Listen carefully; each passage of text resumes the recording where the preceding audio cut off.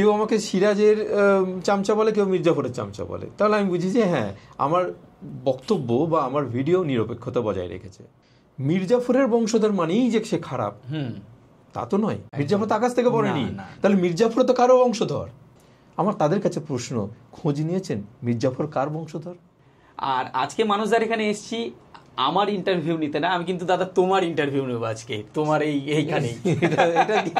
এটা কিরকম?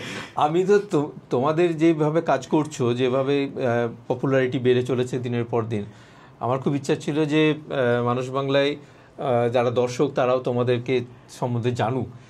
না, আমাদের দর্শক আমাদের মনে করো একটা বিষয়ের উপরে, কিন্তু আমরা যে জেলায় বসবাস করছি, একটা এত বড় ঐতিহাসিক জেলা, এই যে তুমি এই জেলাকে রিপ্রেজেন্ট করেছো, মানে শুধু আমাদের জেলার বাইরে বা রাজ্যের বাইরে দেশের বাইরে না, মানে ইন্টারন্যাশনাল ফিগার একটা তুমি। আর এই শুরুটা, প্রথম শুরুটা কিভাবে শুরু হয়েছিল তোমার? দেখো, মুর্শিদাবাদে ঘুরতে ঘুরতে যখন অনেক আছে, তখন মানুষ বাংলা জন্ম হয়নি, আমার বারবার দেখতাম যখন বা শুনতাম যে ভুলভাল গল্প, ভুলভাল কথাটাকেই ব্যবহার করব, মানে ইতিহাস বইয়ে যে কথাগুলো নেই, মানে কোশ্মিন কালেও ছিল না, সেই ধরনের বেশ কিছু কথা ওখানে স্থানীয় মানুষ, বিশেষ করে গাইড হিসেবে যারা রয়েছেন, তারা বলে যাচ্ছেন গল্পগুলো।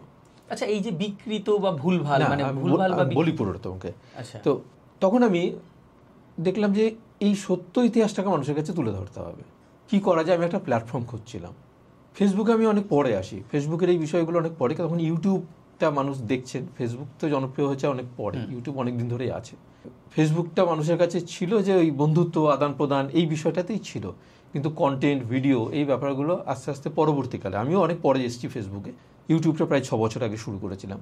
তো তখন আমার মনে হলো যে একটা প্ল্যাটফর্ম হিসেবে ইউটিউবটাকে আমার মনে হলো যে এটাতে যদি আমি এগিয়ে যেতে পারি বা এর মাধ্যমে যদি সত্যি ইতিহাসটাকে মানুষের কাছে তুলে ধরতে পারি, আর বিশেষ করে একজন মুর্শিদাবাদবাসী হিসেবে এটা আমার কাছে মনে হচ্ছিল একটা দায়বদ্ধতা। আমার জন্ম মুর্শিদাবাদে, আমার কর্ম মুর্শিদাবাদে, আমার বিয়েও হয়েছিল মুর্শিদাবাদে, তো আমি সব সূত্রেই আমি মুর্শিদাবাদবাসী একজন। তাহলে মুর্শিদাবাদের উপর আমার কিছু দায়বদ্ধতা থাকবে না? আর আমার জেলার ইতিহাস বিকৃত হচ্ছে, সেই জায়গাটাকে তো আমাকে ঠিক করতে হবে। তাই খুঁজছিলাম একটা প্ল্যাটফর্ম, সেই প্ল্যাটফর্ম হলো ইউটিউব। এসে গেল মানুষ বাংলা, বেশ কিছু ভিডিও করলাম, তারপর মির্জাফরকে নিয়ে একটি ভিডিও করলাম, সেই ভিডিওর মাধ্যমে আরও জনপ্রিয়তা বাড়লো, এরপর থেকে চলতে থাকলো। আচ্ছা, এই যে জনপ্রিয়তা আর এই যে বিকৃত ইতিহাস, ভুলভাল ইতিহাস তোমার ভাষায়, এটা দেখার পর মনে হলো যে সঠিক ইতিহাসটা পৌঁছে দেওয়া। বিকৃত ইতিহাস আমিও যেতে গিয়ে অনেক জায়গায় দেখেছি, আমি নাম ধরেই বলছি, যেমন সিরাজদৌল্লার যেখানে সমাধি আছে, বিশেষ করে কাটরা মসজিদে। আর সব থেকে বিকৃত করা হয়তো আমার মনে হয় ব্যক্তিগত দিক দিয়ে আমার আজিমুন্নেসার কবর। তোমার ভিডিও ওইগুলো অনেক ভিউ হয়েছে, অনেক দেখেছি, দেশের লোকও যেমন কমেন্ট করেছে, বাইরেরও কমেন্ট করেছে। এইগুলো, এই বিকৃত ইতিহাস নিয়ে কি মানে আমাদের কি দায়বদ্ধতা নেই? বিকৃত ইতিহাস কাদের মাধ্যমে ছড়াচ্ছে? এক হচ্ছে প্রথম ছড়িয়ে যাচ্ছে ওখানে যারা গাইড করছেন তাদের মাধ্যমে, দর্শকরা নিজেও শুনছেন, এবং এখন সোশ্যাল মিডিয়ার যুগে প্রত্যেকে মোবাইলে রেকর্ড করছেন। গাইড এক জায়গায় দাঁড়িয়ে 5 জনকে যেটা বলছে, সেটা কিন্তু 50 জন বা 500 জন বা 50,000 মানুষের কাছে পৌঁছে দিচ্ছে কিন্তু সোশ্যাল মিডিয়ায় যারা কাজ করছে তারা। মুর্শিদাবাদে প্রচুর হোটেল হয়েছে, এবার হোটেল মালিকরা করছে কি, বাইরে থেকে ইউটিউবার তারা নিয়ে আসছে, সেটা ফ্রি না পেড আমি সেই জায়গায় যাচ্ছি না, তারা আসছে, তারা সেই গাইডের গল্প, ভুলভাল তথ্য দিয়ে ভিডিও তারা বাজারে ছাড়ছে। আলিবর্দী খাঁর মাকে আলিবর্দী খাঁর স্ত্রী বলা হচ্ছে সেই ভিডিওতে, তাতে কিচ্ছু যায় আসে না, তার হোটেলটিকে তো ভালো দেখানো হয়েছে, তাহলে ভিডিওটির প্রচার চাই। আচ্ছা দাদা, এই যে তোমার ভিডিওতে আমরা দেখি যে অনেক সময় মানে অনেক নেগেটিভ মন্তব্য থাকে, আমি দেখি পজিটিভ মন্তব্যতে তোমার রিপ্লাই থাকুক না থাকুক, কেউ যদি একটা নেগেটিভ মন্তব্য করে তাকে এই যে মানে তোমার মন্তব্যটা পড়েও খুব মানে অনেক সময় হাসিও পায়, অনেক সময় মনে হয় কিভাবে এত মাথা ঠান্ডা করেও তাদেরকে এত বড় বড় লিখে প্রমাণস্বরূপ দাও, মানে কি মনে হয় তাদেরকে? আমি খুব এনজয় করি, মানে আমি পজিটিভটা যেমন ভালো লাগে, ওটা একটা আশীর্বাদ মনে হয়, তার সঙ্গে নেগেটিভটা পাওয়াটা খুব দরকার আছে। কেউ যদি নেগেটিভ কমেন্ট করে তখন তুমি বুঝতে পারবে সে তোমার ভিডিও ভালো করে দেখছে, মানে পুরোটা দেখেছে, সে পুরোটা দেখেছে, এটা একটা আশীর্বাদ। আর নেগেটিভটা তুমি যত অ্যাকসেপ্ট করতে পারবে তত তুমি পজিটিভের দিকে এগিয়ে যাবে। আচ্ছা, হ্যাঁ, তবে এই করতে গিয়ে কি হয় যে কিছু কিছু মানুষ থাকে যাদের কমেন্ট পড়ে বোঝা যায় তিনি ভিডিওটা দেখেননি, তিনি হেডলাইন বা টাইটেল বা এই দুটো দেখেই তিনি কমেন্ট করতে শুরু করছেন। তাকে আমি বুঝিয়ে দিই যে আপনি আগে পুরোটা দেখুন, তাকে রিকোয়েস্ট করি, তারপর কথা বলি। এরকম হতে হতে অনেক সময় দেখা গেছে যে তর্ক বিতর্ক হতে হতে কোনো দর্শকের সঙ্গে একটা খুব দুর্দান্ত আমার সম্পর্ক তৈরি হয়ে গেছে, যাদের সঙ্গে পরবর্তীকালে হোয়াটসঅ্যাপে যোগাযোগ হয়েছে, মানে একটা ভালো সম্পর্ক তৈরি হয়ে গেছে। মানে দেখা যাচ্ছে সে তর্ক করতে করতে পরে হয়তো বুঝতে পেরেছে যে আমি হয়তো ভুল ছিলাম, তোমার সঙ্গে হয়তো তার সম্পর্ক একটা ভালো একটা। এরকম প্রচুর এরকম মানুষ আছেন যাদের সঙ্গে একটা নেগেটিভ, মানে একটা শুরু হয়েছিল নেগেটিভ, কিন্তু সেটা দুর্দান্ত পজিটিভে তৈরি হয়ে গেছে। সেই হয়তো আমন্ত্রণ জানালো পরে তার জায়গায়, যে তার মানে যখন তিনি বুঝেছেন যে এই দেখো এই মানে বাস স্ট্যান্ড, এই দেখো ট্রেন, এই দেখো হোটেল, এই দেখো ঘোড়ার গাড়ি, হ্যাঁ আমি সেই জিনিসটা করি না, হ্যাঁ আমি এখানে যে জায়গাটা দেখাই তার নিরিখে তার সেখানে পিছনের যে ইতিহাসটা তুলে ধরি, সেটা যখন তিনি বুঝতে পেরেছেন তখন কিন্তু তার সঙ্গে সম্পর্কটা অন্যরকম জায়গায় চলে গেছে। এই যে এত পুঙ্খানুপুঙ্খ ইতিহাসকে চর্চা করে মানুষের সামনে এত সুন্দরভাবে প্রেজেন্ট করা, মুর্শিদাবাদের বাইরেও অনেক ইতিহাস দেখেছি, আমি এর আগেও ফলো করেছি। ইতিহাসটাকে কি ভালোবাসা দেখে না তুমি ইতিহাসেরই ছাত্র? হায়ার সেকেন্ডারি পর্যন্ত ইতিহাস ছিল, ইচ্ছা ছিল গ্র্যাজুয়েশন করব, মাস্টার ডিগ্রি করে ইতিহাসের অধ্যাপনায় নিজেকে রাখবো। কিন্তু যে সময়টা পাশ করি সেই সময়টা চাকরিটা বড্ড দরকার ছিল। আমার চোখের সামনে আমি দেখেছি 8 বছর 10 বছর ধরে সব সিনিয়র দাদা দিদিরা পাশ করে করে সব গাছতলায় আড্ডা মারছে। তো তখন আমি লাইনটাকে চেঞ্জ করি। হায়ার সেকেন্ডারি আমার ইতিহাস ছিল, ইতিহাসে অনার্স নেওয়ারই ইচ্ছা ছিল। আমি একটা প্রফেশনাল কোর্সে চলে যাই, তারপর সেই নিয়ে মানে মাস্টার ডিগ্রি করি এবং সেই লাইনে চাকরিটা করি। কিন্তু ইতিহাসটাকে ভালোবেসে যাই, ইতিহাসটা পড়তে থাকি। তুমি আমার ঘর দেখেছো, রীতিমতো একটা লাইব্রেরি হয়ে গেছে ঘর। এই যে মানুষ বাংলার এই যে এত উচ্চ শিখরে পৌঁছে যাওয়া, একটা অ্যাচিভমেন্ট পাওয়া পরবর্তীতে, এই যে তারপরে আস্তে আস্তে মানুষের কাছে এত জনপ্রিয়তা হয়ে ওঠা, মানে এটা কেমন লাগে তোমার কাছে? সব থেকে মজার ব্যাপার কি বলতো, আমার এই টুপিটা। তো আমার মনে হয় না কোনো ইউটিউবার বা সোশ্যাল মিডিয়া ইনফ্লুয়েন্সার তারা কোনো কিছু ব্যবহার করেন। এই টুপিটা পরার অনেকগুলো কারণ আছে। একটা হচ্ছে এই টুপিটা আমাদের দেশের আর্মির কাপড়ে, অরিজিনাল আর্মির কাপড়। আমি এখানকার যে বিএসএফ ক্যাম্প লালবাগে, হ্যাঁ লালবাগে যে ক্যাম্প আছে সেই ক্যাম্প থেকে কেনা কাপড়ই তৈরি। দেশ মানে দেশমাতার প্রতি একটু শ্রদ্ধা জানানো, যারা দেশের জন্য জীবন দিচ্ছেন তাদের প্রতি একটু শ্রদ্ধা জানানো, সেটা মানে যে পোশাক পরে তারা দেশের জন্য প্রাণ দিচ্ছেন সেই পোশাকের একটা টুকরো আমি আমার মাথায় ধারণ করি। খুব সুন্দর। তো সেই হিসাবে টুপিটা ব্যবহার করি। আর এই টুপিটা আমার একটা পরিচয় এনে দিয়েছে। টুপিটা পরে যায় সেই হাওড়া স্টেশন বলো, শিয়ালদা বলো, এমনকি বাংলাদেশেও আমি ঘুরেছি যখন, সবাই টুপি দেখেই কিন্তু আমাকে চিনতে পেরেছেন যে মানুষ বাংলা না। এই কথাটা বলতে গিয়ে, যে তোমার পরিচয়টা বলতে গিয়ে আমার মনে পড়ে গেল মানবদাসের সঙ্গে আমরা মালদা গেছিলাম। মালদা, গোটা মালদাটা আমরা গেছি, আমাদের সঙ্গে রকি ছিল। রকি খুব ভালোভাবে আমাদেরকে ঘুরিয়েছিল। বাংলাদেশের বর্ডার, ওটা কি বর্ডার? হিলি বর্ডার, তাই তো?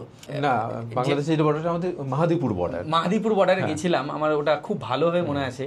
যে হঠাৎ করে একজন বিএসএফ গার্ড এসে মানুষটাকে বললো, আপনি মানুষ বাংলা না? তো সেই সময় আমার মানে ব্যক্তিগতভাবে আমার খুব ভালো লেগেছিল।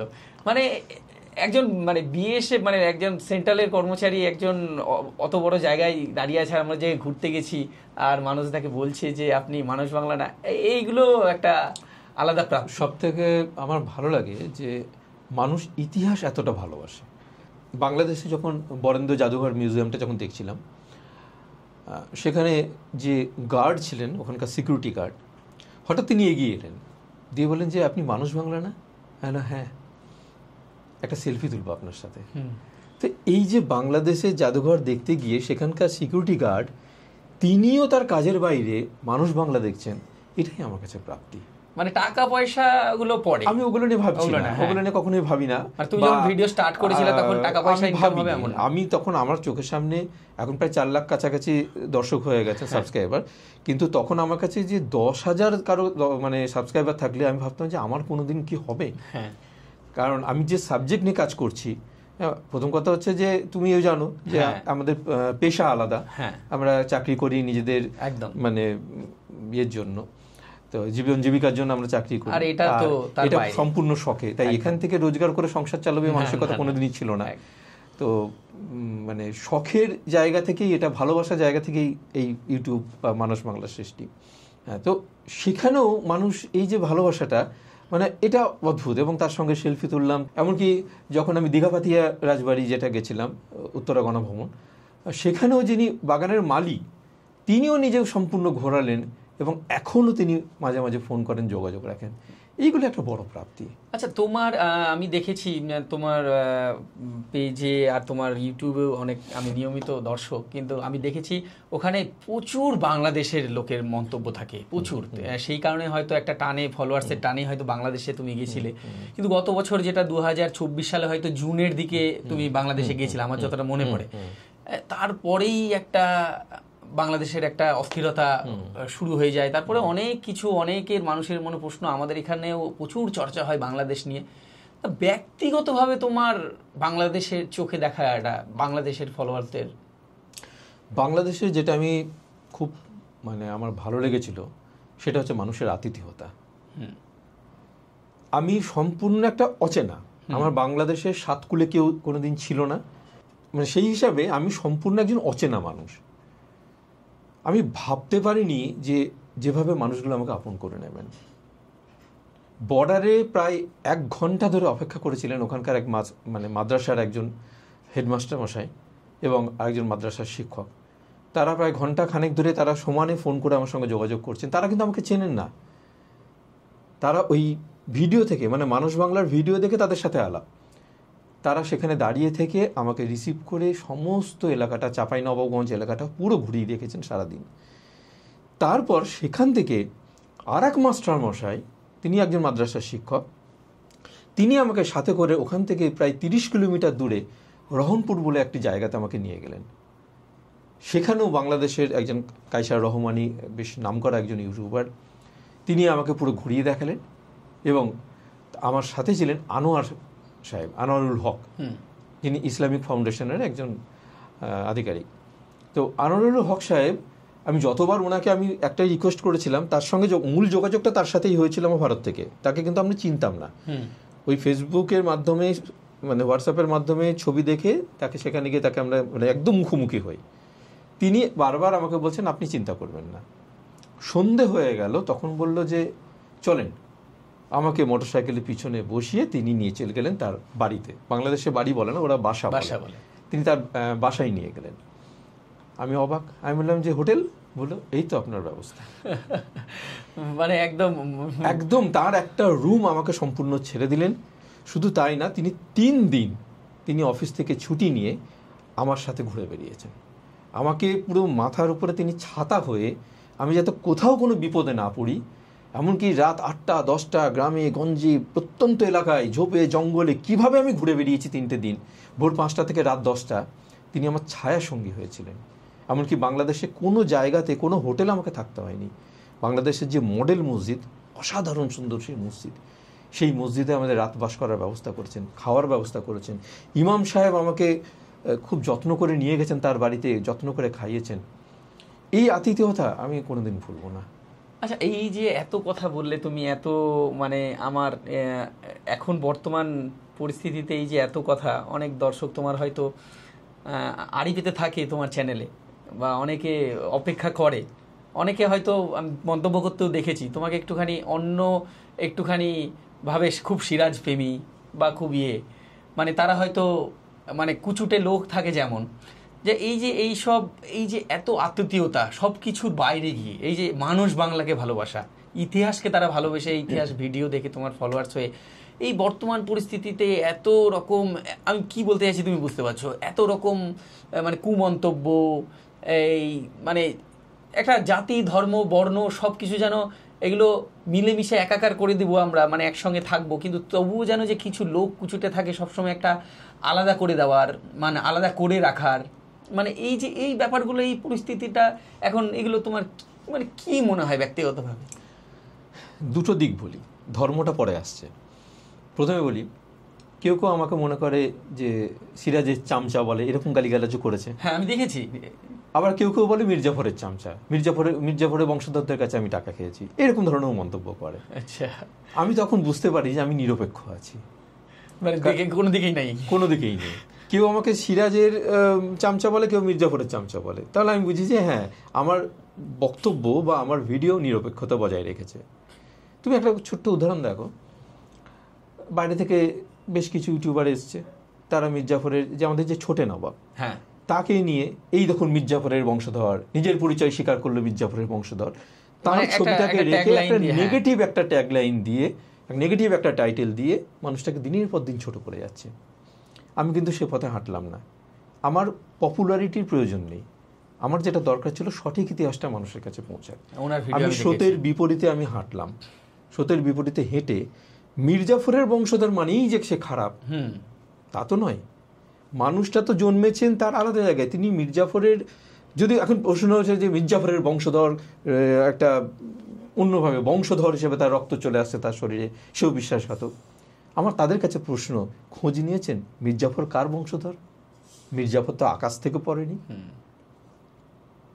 মির্জাফর তো আকাশ থেকে পড়েনি, তাহলে মির্জাফর তো কারো বংশধর? সৈয়দ বংশীয় মির্জাফর, তাদের নামের আগে সৈয়দ বসে, এবং তার প্রকৃত পরিচয় তিনি আমাদের নবী সাহেব হযরত মুহাম্মদ সাল্লাল্লাহু আলাইহি ওয়াসাল্লামের যে মেয়ে ফাতেমা, ফাতেমার যিনি হাজবেন্ড হযরত আলী, যিনি চতুর্থ খলিফা ছিলেন, হযরত আলীর বংশধর হলেন আমাদের মির্জাফররা। বাবা, নবী সাহেবের কন্যার বংশধর আমাদের মির্জাফররা।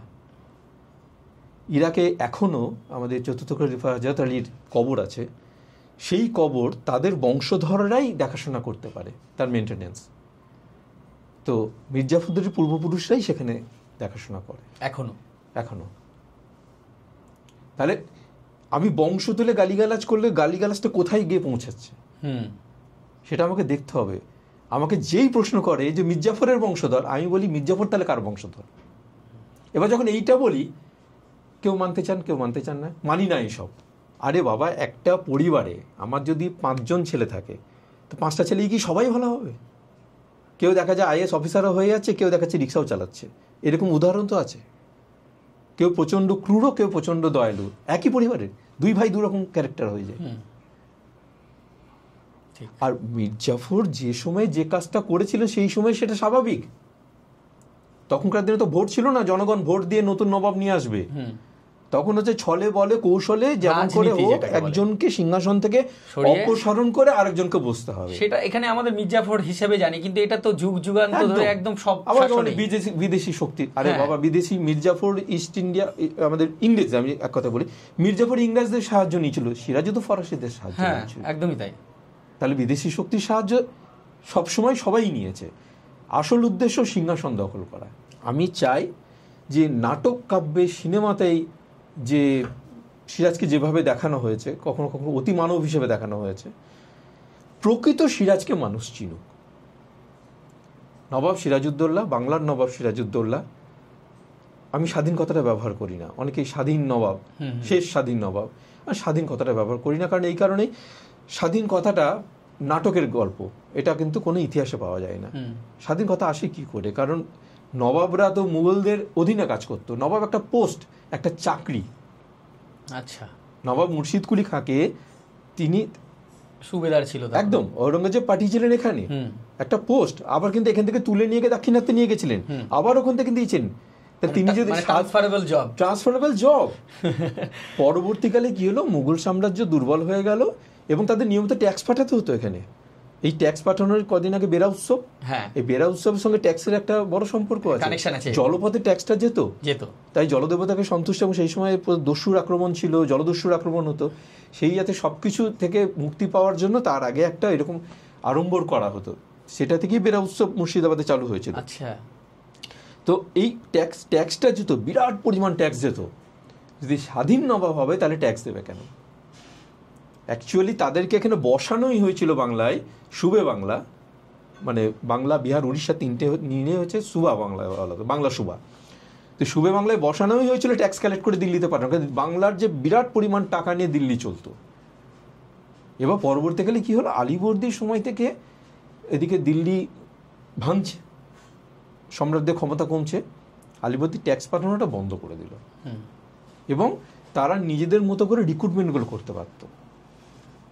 আগে রিক্রুটমেন্টটা ওখান থেকে করতো, কিন্তু পরবর্তীকালে যেমন আলীবর্দী তার নাতিকে সিংহাসনের জন্য মনোনীত করলেন, ওরাই ডিসিশন নিতে লাগলো, নিজেরাই ডিসিশন নিতে পারতেন। অর্থাৎ নবাবিটা অনেকটা স্বাধীনভাবে তারা পরিচালনা করতে পারতেন, কিন্তু স্বাধীন না, কারণ স্বীকৃতি আনতে হতো বা সনদ। সনদ আনতে হতো কিন্তু দিল্লি থেকে।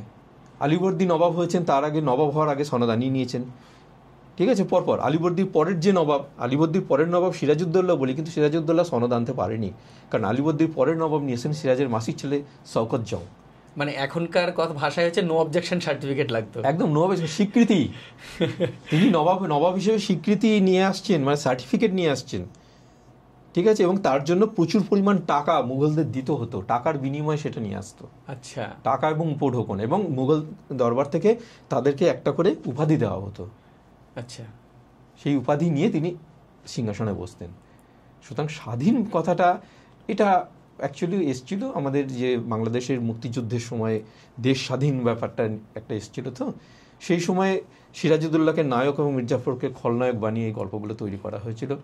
তখন দেশের জন্য লড়াই করব, দেশের জন্য। দেশ কোথায়? বাংলা সুবা, দেশ তো ভারতবর্ষ। হ্যাঁ, ভারতবর্ষের শাসক তো মুঘল, তো বাংলা তো তখন ছিল না, বাংলা তো ভারতবর্ষেরই একটা অংশ ছিল, বাংলা তো কোনো স্বাধীন দেশ ছিল না, মানে গণতান্ত্রিক দেশ ছিল না তখন। কেন রাজতান্ত্রিকও, মানে কোনো আলাদা তো বাংলা কোনো দেশ ছিল না, বাংলা মুঘলদের একটা অংশ ছিল, সুবে বাংলা বলা হতো। আর একটা যেটা তুমি বলতে চাইছিলে, ধর্মীয় আক্রমণ হয়, যেটা অনেক সময় দেখেছি আমি। যখন আমি সিরাজকে নিয়ে যখন বা লেখালেখি করি, বা আমাদের নবাবদের বা মুঘলদের নিয়ে যখন লিখি, কিছু আছেন হিন্দু যারা মানে তথাকথিতভাবে আর কি, তারা মানে সবসময় বলেন যে মানে আমাকেই গালিগালাজ করেন ধর্মীয় দৃষ্টিকোণ থেকে। আবার যখন রাজাদের নিয়ে যখন লিখি, তখন আরেক ধর্মের মানুষ আমাকে আক্রমণ করেন। তো এই আক্রমণগুলো আমার ভালো লাগে, আমি বুঝতে পারি আমি নিরপেক্ষ আছি, কারণ আমার দুই দিক থেকেই হয়। আমাকে হিন্দু আক্রমণ করে, মুসলিমও আক্রমণ করে, ঠিক আছে। তো আমি বুঝি তাহলে আমি ঠিক আছি। মানে তোমার ফলোয়ার্স আর সাবস্ক্রাইবার যেমন প্রচুর মানুষ মুসলিম কমিউনিটি আছে, প্রচুর হিন্দু কমিউনিটি আছে, এবং তোমার ফলোয়ার্স যাদের কোনো ধর্ম নেই তারা বাংলার ফলোয়ার্স। তো ঔরঙ্গজেবকে লিখলে এক শ্রেণী মানুষ আমাকে গালিগালাজ করে, আবার যখন শিবাজিকে নিয়ে লিখবো তখন আর এক শ্রেণীর মানুষ আমাকে গালিগালাজ করে, কিন্তু তোমার কাজটা তুমি করে যাও, তখন আমি বুঝি যে আমি ঠিক আছে। আচ্ছা, এই তো হলো ভিডিওর মন্তব্য, ভিডিওর মধ্যে কিছু মানুষের নেগেটিভ চিন্তাধারা, ভালো লাগা, অভিজ্ঞতা, বাংলাদেশ যাওয়া। আর এই যে বর্তমানে এই যে ভিডিও মানে একটা স্বাভাবিকভাবে না আসা, আমি ব্যক্তিগতভাবে হয়তো জানি, এবার একটু ব্যক্তিগতভাবে ঢুকে যাব, মানে এটা হঠাৎ করে কমে যাওয়ার কারণটা কি? দর্শককে যদি একটু বলো। দর্শক আমার সবই জানেন, দর্শক অনেকেই জানেন না, বিভিন্ন সময় আমি জানি, সেটা ব্যক্তিগত, যারা বেশি ভালোবাসে তারা হয়তো, যারা প্রথম থেকে আছেন তারা সকলেই জানেন। তো যারা জানেন না, বিগত প্রায় 2.5 বছর আগে, প্রায় 3 বছর হতে চললো, যে মিসেস হঠাৎ করে চলে গেলেন। মানে যার উপর ভরসা করে আমি ঘর বাড়ি সংসার মেয়ে ছেড়ে দিয়ে আমি ঘুরে ঘুরে বেড়াতাম, হঠাৎ করেই পুরো চাপটা এসে গেল আমার উপরে। সংসার সামলানো, বাচ্চাকে স্কুলে পৌঁছে দেওয়া, রান্না করা, ঘর সামলানো, এটা করতে গিয়ে আমার বাইরে ছুটে বেড়ানোটা খানিকটা বন্ধ হয়ে গেল। যে কারণে অনেকেই বিভিন্ন জায়গা থেকে ডাকতেন, দাদা এখানকার ভিডিও করতে হবে, এখানকার ভিডিও করতে হবে। তো সেই বছর 2 আমাকে বেগ পেতে হয়েছে। আস্তে আস্তে নিজেকে অনেকটা গুটিয়ে এনেছি, অনেকটা সাজিয়ে এনেছি। আবার কিন্তু আমি সে আগের ফর্মে চলে এসেছি। তোমরা নিজেরাই দেখেছো যে ফেসবুকে যথেষ্ট পরিমাণে লোকে পড়ছেন, লোকে দেখছেন, ইউটিউবেও আবার ফিরে আসছেন দর্শকরা। আর সোশ্যাল মিডিয়ার সমস্যাটা কি, আমি যদি আমার 6 মাস কাজ না করি, বা 6 মাসে আমি যদি কোনো পোস্ট না করি, তাহলে কিন্তু যে আমাকে সাবস্ক্রাইব করে রাখলেও আমি যখন 6 মাস পর যখন কোনো ভিডিও দেবো, মানুষের কাছে পৌঁছায় না। মানে ওটা ইঞ্জিন হঠাৎই আমার বাড়িতেই বাবা বলে, কিরে, আমি আগের দিনই ভিডিও দিয়েছি, বাবা বলছে কিরে তোর অনেকদিন তো কোনো ভিডিও পাচ্ছি না। আমার বাড়ির লোকে আমার ভিডিও পাচ্ছে না, তার মানে কি এটা অটোমেটিক্যালি রিচ ডাউন করে দেয়। সোশ্যাল মিডিয়া তো আবেগ বোঝে না। হ্যাঁ, যেমন আবেগ বোঝে না, ভালোবাসা বোঝে না। আমার দর্শকরা যখন আমার এই ধরনের আমার সঙ্গে ইনসিডেন্টটা হলো, আমার দর্শকরা বলেছিলেন, দাদা চিন্তা করবেন না, আপনি সপ্তাহে কেন মাসে একটা করে দিন, 6 মাসে একটা ভিডিও দিন, আমরা আপনার পাশে আছি। তখন আমি একটা কথাই বলেছিলাম, আপনার পাশে থাকলেও হবে না, ফেসবুক ইউটিউব আপনাদের পাশে নেই। আমি 1 বছর পরেও যদি একটা ভিডিও দিই, সেই ভিডিও যে আমি দিয়েছি সেটা আপনি জানতেই পারবেন না। একদমই। তো এই একটা, তোমার শোক, তোমার রাগ হোক, দুঃখ হোক, কষ্ট হোক, যত হোক, হাসি মুখে তোমাকে দর্শকদের সামনে আসতেই হবে, তোমাকে নতুন ভিডিও দিতেই হবে। মানে এই যে এত বড় একটা লড়াই করে এখনো চালিয়ে যাওয়া, আবার নতুন করে মনে হচ্ছে যে মানুষ বাংলা আবার তার একটা মানে প্ল্যাটফর্ম, সেই যে একটা উজ্জ্বল প্ল্যাটফর্ম ছিল, আবার এগোচ্ছ, এটা কেমন লাগছে এখন? এটা সত্যি খুব ভালো লাগার, মানে দর্শকরা ফিরে আসছেন, আর মানুষ বাংলাকে আরও আপন করে নিচ্ছেন। বিগত 3 মাসে আমি দেখছিলাম প্রায় 12 মিলিয়ন ভিউ এসছে আমার ফেসবুকে। 3 মাসে 12 মিলিয়ন? হ্যাঁ, 3 মাসে 12 মিলিয়ন দর্শক এসছেন ফেসবুকে। মাঝে মাঝে আমি পোস্টও করি, স্ক্রিনশট করে করে আমার পার্সোনাল প্রোফাইল থেকে পোস্ট করি। এই 3 মাসে আমার 12 মিলিয়ন দর্শক এসছেন আমার ফেসবুকে, তারা দেখেছেন। এখন ভিডিও দিলে লাখ লাখ ভিউ আগের মতোই আবার এসে যাচ্ছে। তো এটা একটা ভালো লাগছে।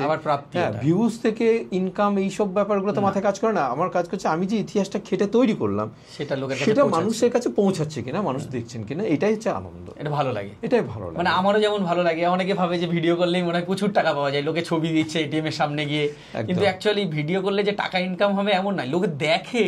এটা তো ধরো মানুষকে চোখ ধাঁধিয়ে দেয় যে আমি এটিএম এর কাছ থেকে এত এত টাকা পাচ্ছি, আদৌ হয় না। যিনি বার করছে, যিনি দেখাচ্ছেন, তিনি নিজেও জানেন যে এত টাকা আমি পাইনি না। আর ওইভাবে কি টাকা কখনো হয় যে 500 টাকার বান্ডিল 200 টাকার বান্ডিল নিয়ে বলছে এটা আমি ফেসবুক থেকে ইনকাম করলাম? এটা একটা হাস্যকর, চমক দেওয়ার জন্য, ভিডিওর আকর্ষণ বাড়ানোর জন্য। আজকাল দেখো না, ভিডিওর বিষয়বস্তু আলাদা, টাইটেলটা এমন, ছবি এমন, যে আমার ভিডিও আসুন, আমার ভিডিওতে আসুন, একটা চমক দেওয়া। মানে তার ভিডিওটা দেখছি কি দেখছে না, মানে সেটা বড় কথা নয়। আমরা প্রায় শেষের দিকে চলে এসেছি, আর একটা প্রশ্ন করব, কিন্তু প্রশ্নটা আমি করব না। এবার ক্যামেরার পিছনে যে থাকে তাকে একটু ডেকে নেব। সে ভীষণ লাজুক, কিন্তু আমি তাকে দিয়ে প্রশ্নটা করাবো। মানুষদার খুব ভালোবাসার একজন মানুষ অজয় আর আমি আজকে মানুষদার কাছে এসেছিলাম আমন্ত্রণ পেয়ে। যাই হোক, মানুষদা আমাকে আমন্ত্রণ করেছিল, কিন্তু ঘুরিয়ে মানুষদার সম্বন্ধে অনেক কিছু জানলাম, ভালো লাগলো আজকে মানুষদার এখানে এসে। তো অজয়কে ডেকে নেবো এবার। অজয়, চলে এসো সামনে। আচ্ছা, অজয় এসে গেছে। এতক্ষণ অজয়ের কথা বলছিলাম। ভালো একজন ক্যামেরাম্যান, আর মূলত ওদের যে চ্যানেলটা ফ্ল্যাশব্যাক মিডিয়া, তার যে ক্যামেরার যে কাজগুলো, মানে দিবাকর থাকে ক্যামেরার সামনে আর ক্যামেরার পিছনে থাকে অজয়। আমি যখন ছোট ছিলাম আমার ইতিহাস নিয়ে খুব ভয় লাগতো, ঠিক আছে? সেই সময় যদি তোমাকে পেতাম, আমার ইতিহাসটা যে এখন বসে বসে আমি ইতিহাসটা শুনছিলাম, মানে খুব তাড়াতাড়ি আমি মানে ভালো লাগছিলো, বুঝতে ভালো লাগছিলো। হ্যাঁ, সেই জন্য মানে এখনও অনেক বাচ্চা বা অনেক ছোটদের ইতিহাস পড়তে কঠিন লাগবে, ভয় পায়। ইতিহাস শুনলে ইতিহাস, হ্যাঁ, এই জন্য ওরা ভয় পায়। তো এখনকার দিনে ইতিহাস পড়তে গেলে কি কতটা সহজভাবে পড়া যায়, বা কীভাবে পড়া যায়, বা কীভাবে মুখস্থ করা যায়, গল্প তোমার ভিডিও দেখে অনেকজন মানে বুঝতেও পারে যে তাড়াতাড়ি এটার পর এটা হবে, লিখতেও সুবিধা হয়। রিসেন্ট আমার একটা রিলেটিভ ছিল, হ্যাঁ, সে আমাকে বলেছিল যে তোমার ভিডিও দিয়েছিলাম, মানে সিরাজউদ্দৌলার তুমি লিখেছিলে, ওকে দিয়েছিলাম, তোমার ওই ভিডিও দেখেও কিন্তু ওই সিরাজউদ্দৌলার সম্বন্ধে ও লিখে এসেছিলো, যে বলেছিল দাদা তোমার ওই ভিডিওটা দিয়েছিল, এটা লিঙ্কটা আমার খুব ভালো লেগেছিলো। হ্যাঁ, আমি ওইটা দেখেই আমি লিখেছি, আমাকে বই পড়তে হয়নি, ওই ভিডিও দেখে যা যা শুনেছি আমি তাই লিখেছি। ইতিহাসটা, বিশেষ করে আমাদের পাঠ্য বইয়ের যে ইতিহাস, সেখানে সেই সাল, তারিখ আর যুদ্ধ আর সীমানা, কে কোন রাজা কত সীমানা বাড়াতে পারলো, কতজনের সঙ্গে হত্যা হলো, কতজন মারা গেল, তারই যেন একটা হিসাব থেকে যায়। আর এই সাল মুখস্থ করতে গিয়ে আমরা ইতিহাসের প্রতি সেই অঙ্কের যে ভীতি, অঙ্ক করতে গিয়ে যে হিসাব করতে হয়, অনেকটা ইতিহাসে সেই অঙ্কের ভীতিটাই আবার চলে আসে। তো আমার বেশ মনে পড়ে, তো তখন আমি আমরা 8-এ পড়ি। আমাদের একজন নতুন শিক্ষক এলেন ইতিহাসের, সৌমেনদা। শান্তিনিকেতনে স্যার ম্যাডাম বলা হয় না, ওখানে সবাইকে দাদা দিদি বলা হয়। তো সৌমেনদা আমার গুরু, তিনি নতুন ইতিহাসের টিচার এলেন। সৌমেনদা এসে হঠাৎ করেই এমনভাবে উনি তার প্রথম পরিচয়টাই দিলেন, তার কথাটা আমি সারা জীবন আমি মনে রেখেছি। হঠাৎ করে গল্প করতে করতে করতে করতে উনি কিভাবে ইতিহাসের ভেতরে ঢুকে গেলেন আমরা বুঝতেই পারলাম না। অর্থাৎ ইতিহাসটা আমরা শুরুতেই যদি ওই সাল, তারিখ আর সীমানা বাড়ানোর কার ছেলে কার, এরপর সেই একটা ছকে বাঁধা একটা আমরা পড়তাম না, যে বাবার হলো আবার জ্বর সারিল ঔষধে, মনে রাখার জন্য মুখস্থ, পরীক্ষার সময় পরপর বংশ লিখতে হবে আমাদের। এই মুখস্থের জায়গায় না গিয়ে আমরা যদি গল্পের মতো করে পড়ি, বা যারা শিক্ষকরা রয়েছেন যারা পড়াচ্ছেন, যদিও এখন কিন্তু পড়ানোর স্টাইলও অনেক চেঞ্জ হয়ে গেছে, এখনকার শিক্ষকরা তারা কিন্তু মানে গল্পের ছলেই ছাত্রদের পড়ান। যেমন আমরা, যে তিনি আমাদের কাছে ছিলেন নতুন, অল্প বয়সী ইয়াং ম্যান, তার পড়ানোর স্টাইলটাই ছিল আলাদা। তো আমরা মানে আমি তো ওনাকে বলি, কদিন আগে আমি গিয়েছিলাম বোলপুরে, এবং ওনাকে আমি দেখে মানে ওনার সঙ্গে দেখা করলাম, ওনাকে প্রণাম করলাম। আমি শুধু একটা কথাই বললাম ওনাকে, যে আপনি এসছিলেন বলেই ইতিহাসের প্রতি ভালো লাগাটা তৈরি হয়েছিল, ভালোবাসাটা তৈরি হয়েছিল। অর্থাৎ একই সাবজেক্ট, শিক্ষক বদলে গেলেই বিষয়টাই পুরো বদলে যায়, মানে সাবজেক্টটাই পুরো বদলে যায়। অর্থাৎ ইতিহাসকে যদি গল্পের মতো করে আমরা বুঝতে পারি, শিখতে পারি বা আমরা পড়তে পারি, তাহলে কিন্তু আমাদের কাছে কেন সব যে কোনো ছাত্রছাত্রীর কাছে সেটা খুব সহজ হয়ে উঠবে। তোমার আমন্ত্রণ পেয়ে আমার খুব ভালো লেগেছে, আমরা এসেছি, তোমার স্টোরিটা দেখলাম, আমার খুবই ভালো লাগলো। তো তোমার সাথে কাজ করেও আমার ভালো লাগে, হ্যাঁ তোমার সাথে থাকতেও আমার ভালো লাগে। তোমার যখন ইচ্ছে আমাকে ডাকবে, আমি থাকবো, হ্যাঁ ফ্রি আছি, আর তোমার সঙ্গে ভিডিও করতে যেতেও ভালো লাগে। তো আজকে এখানে শেষ করি। অজয় এবং দিবাকর, তাদের সাথে বলতে পারেন কিছুটা আড্ডা হলো আজকে। অনেক দিন আমরা একসাথে বসিনি, একটু ফোনেই যোগাযোগ ছিল, সামনাসামনি একসাথে বসার খুব একটা ইচ্ছা ছিল। অজয় ভালো থেকো, ক্যামেরার পিছনে এখন চলে গেছে দিবাকরও ভালো থাকবে, আর তোমরা আসবে এখানে অবশ্যই। তো আপাতত শেষ করছি, সকলকে নমস্কার জানাই।